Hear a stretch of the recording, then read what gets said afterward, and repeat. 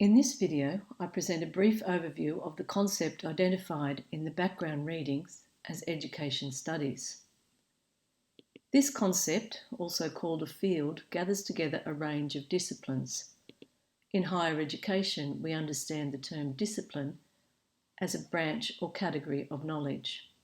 The field of education studies includes many disciplines, most notably history, sociology, psychology, philosophy, and others. These disciplines incorporate and reflect a range of perspectives and ideas or theories about the phenomena we call education. In the field of education studies, these theories address the question, what is education? Over thousands of years, theorists have responded to this question in order to better understand ways the field of education has been formed, reformed, and transformed over time. Generally, and somewhat simplistically, these accounts or explanations can be classified into three broad ways of viewing the world. These are natural sciences, human sciences, and social sciences. The natural sciences are often said to have technical interests and aims. According to Aristotle, education practices activated by this disposition to knowledge, which he called techne, set out to produce known ends. Considered from this view, education can be described as a means to an end. It is certainly true that contemporary educators are expected to possess the knowledge and skills required to produce specified outcomes. This view of education can be evidenced in the media when problems with education systems emerge. This interesting article was written by two SCU academics, Professor Nan Barr and Associate Professor Joe Ferrara. Most, if not all, of the 7 reasons identified as deterrents to becoming a teacher reflect technical interests and aims. Contemporary conversations associated with education tend to focus on problematic features such as the use of standardised tests, like NAPLAN and PISA, to measure student outcomes. However, some might argue these discourses diminish broader and more inclusive constructs of education by dwelling on the capacity of school systems to improve scores in order to enhance productivity in a global economy. If you'd like to read Joe and Nan's article, you'll find a link at the bottom of this study guide. The human sciences, also referred to as humanities, view education as a process or an activity guided by a disposition to act truly and well in a range of different circumstances. In ancient times, Aristotle called this disposition phronesis. Through this lens, education is achieved through prudent interventions informed by practical and moral deliberations.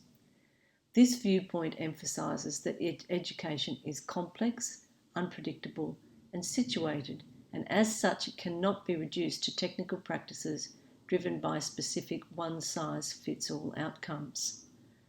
Whilst technical and practical views of education work together to inform educational practices, their different and some might say competing aims give rise to tensions within discourses about the nature and purpose of education. Accounting for and theorising these tensions have occupied the minds of scholars for centuries. For example, the relatively recent practice of teacher registration in Australia has become an interesting forum in which to evidence these tensions. From a technical point of view, it makes good sense to devise a set of generic criteria or standards in order to monitor and maintain the quality of the profession. But from a practical point of view, concerns that a generic set of standards may limit the capacity of the professionals to activate practical reasoning or prudent and wise judgment in particular contexts and circumstances.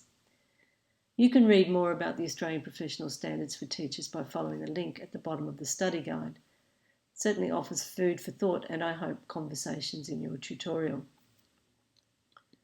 The social sciences seek to extend, progress, and in some ways reconcile the aforementioned competing agendas and tensions.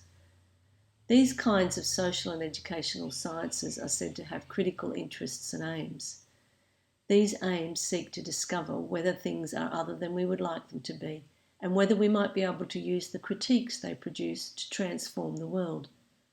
Education is seen to be a social activity, and as such is intrinsically a political and historical act. Through this lens, education is informed or guided by the disposition episteme, which involves the contemplation of the nature of things, resulting in seeing and contemplating action. In the words of chemist Edward Groves, it aims to describe, interpret, explore, and reveal whether the ways people think about things are irrational or unreasonable, whether the ways people do things are unproductive or unsustainable, and whether the ways people relate to each other are unjust or likely to cause suffering or harm.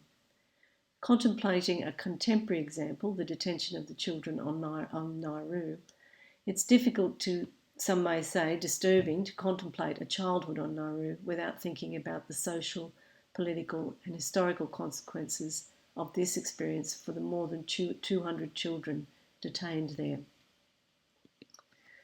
In conclusion, the field of education studies is as broad as it is varied. In this unit and in this particular module, we'll explore some ideas together.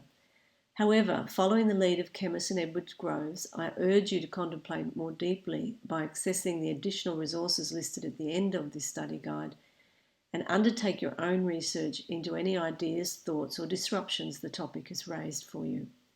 Be sure to attend a tutorial where I hope you will be able to engage in some robust conversation about these ideas.